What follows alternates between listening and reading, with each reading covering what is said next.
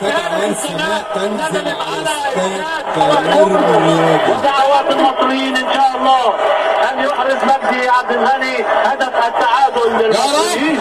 يا رب يا رب. الاعلام المصريه ترفض والاعلام الهولنديه تغمض، وان شاء الله مصر ستسجل هدف التعادل باذن الله. شكل غريب قوي.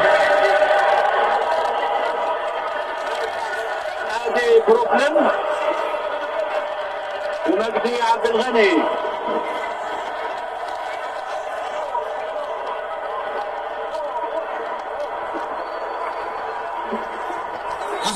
اعلى صوت. يصفر سوريانو. الله. ومجدي عبد الغني وضربة جزاء. الله. يلا. هدف التعادل للمصريين. هدف التعادل للمصريين في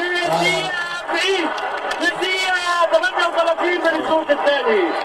انا بصراحه ما احتفلتش بالجون ده وقتها زي دلوقتي، والله العظيم وقتها ما احتفلتش زي دلوقتي، حاسس في الاستاد.